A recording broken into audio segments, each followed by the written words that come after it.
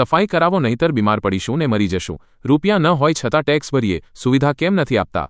3. સોસાયટીની મહિલાએ મનપા કમિશનરને આવેદનપત્ર પાઠવ્યું। જૂનાગઢ શહેર જાણે કે અસુવિધાઓનો પર્યાય બની ગયું હોય તેમ રહીશોને વારંવાર મુશ્કેલીઓનો સામનો કરવો પડી રહ્યો છે। આમનામ જ છે સાહેબ, કાંઈ ચોખ્ખું રાખો તો બધા સ્વસ્થ ચોખ્ખું રહે, નતર બધા બીમાર પડશે, મરી જાવ આમાં નામાં।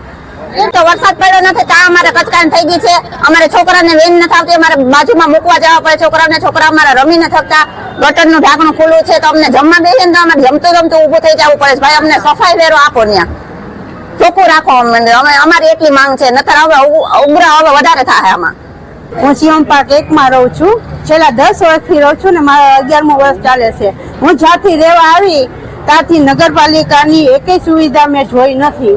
અમે વેરો ટાઈમ ટુ ટાઈમ ભરીએ છીએ, ભલે અમારે હોય ન હોય, અમે પણ વેરો તો કાયદેસર અમે ભરીએ જ છીએ, છતાં અમને જે સુવિધા મળવી જોઈએ સરકાર માન્ય એ અમને કાંઈ નથી મળતી।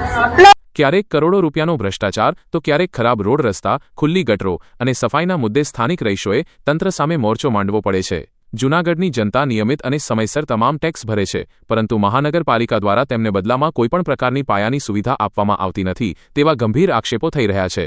આ પરિસ્થિતિથી કંટાળીને આજે 18 જુલાઈએ રાધિકા પાર્ક, નંદનવન પાર્ક અને શિવમ પાર્ક સોસાયટીની મહિલાઓ રણચંડી બનીને જૂનાગઢ કમિશનર કચેરી ખાતે પહોંચી હતી અને કલેક્ટરને આવેદનપત્ર પાઠવી ઉગ્ર રજૂઆત કરી હતી। મહિલાઓએ સ્પષ્ટ ચીમકી ઉચ્ચારી છે કે જો વહેલી તકે આ સમગ્ર મામલે યોગ્ય નિરાકરણ નહીં આવે તો આગામી સમયમાં આંદોલન કરશે। બાળકોને શાળાએ લેવા મૂકવા વેન અંદર નથી આવતી। શિવમ પાર્કમાં રહેતા શીતલબેન સોચાએ પોતાની વ્યથા ઠાલવતા જણાવ્યું હતું કે આ વિસ્તારમાં છેલ્લા 4 વર્ષથી રહે છે અને સોસાયટી બન્યાને 10 વર્ષ જેવું થઈ ગયું છે, છતાં પરિસ્થિતિમાં કોઈ સુધારો થયો નથી। હજી તો પૂરતો વરસાદ પણ પડ્યો નથી, ત્યાં સોસાયટીમાં કાદવ કીચડનું સામ્રાજ્ય ફેલાઈ ગયું છે, જેના કારણે બાળકોને શાળાએ લેવા મૂકવા આવતી સ્કૂલ વેન પણ અંદર આવી શકતી નથી અને છોકરાઓ બહાર રમી પણ શકતા નથી। સાફ સફાઈ નહીં થાય તો લોકો બીમાર પડી મરી જશે। આ વિસ્તારમાં ગટરનું ઢાંકણું ખુલ્લું હોવાથી એટલી અસહ્ય દુર્ગંધ આવે છે કે લોકોને જમતી વખતે પણ ઊભા થઈ જવું પડે છે। સોસાયટીમાં જ્યાં ત્યાં મોટા મોટા પથ્થરો પડ્યા હોવાથી વાહનો ચલાવવામાં હાલાકી ભોગવવી પડી રહી છે અને મોટી ઉંમરના વડીલો માટે ચાલવાની કે બેસવાની કોઈ સગવડ નથી। તેઓ નિયમિત સફાઈ વેરો ભરે છે પણ પૂરતી સાફસૂફી થતી નથી, તેથી જો તંત્ર વહેલી તકે સાર્વજનિક પ્લોટ સાફ નહીં કરાવે તો ગંદકીના કારણે લોકો બીમાર પડશે અને મરી જશે।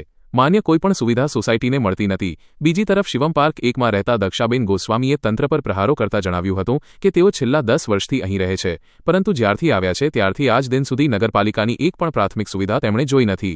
રહીશો પાસે આર્થિક સગવડ હોય કે ન હોય પણ તેઓ કાયદેસર રીતે સમયસર વેરો ભરે છે, છતાં સરકાર માન્ય કોઈપણ સુવિધા સોસાયટીને મળતી નથી। કમિશનર કચેરીના દ્વાર ખખડાવવા પડ્યા। દક્ષાબેન ગોસ્વામીએ વધુમાં જણાવ્યું હતું કે તેમના વિસ્તારમાં સાર્વજનિક પ્લોટ લાંબા સમયથી બિનવારસી હાલતમાં પડ્યો છે, જ્યાં અસહ્ય ગંદકી ફેલાય છે અને ખુલ્લી ગટરોને કારણે સાપ જેવા ઝેરી જીવજંતુઓ નીકળે છે।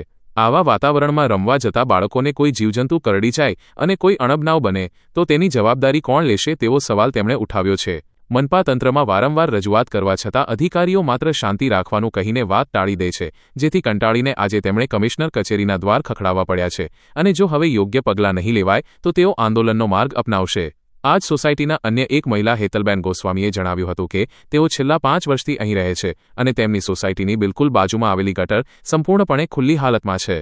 આ ખુલ્લી ગટરના કારણે આજુબાજુના લોકો ત્યાં આવીને ગમે તેમ કચરો નાખી જાય છે અને જ્યારે રહીશો તેમને અટકાવે છે ત્યારે તેઓ એવો બચાવ કરે છે કે ગટર ખુલ્લી હોવાથી કચરો નાખવા માટે જ છે। જો તંત્ર આ ગટરને પેક કરી દે તો કોઈ ત્યાં કચરો નાખવાની હિંમત ન કરે।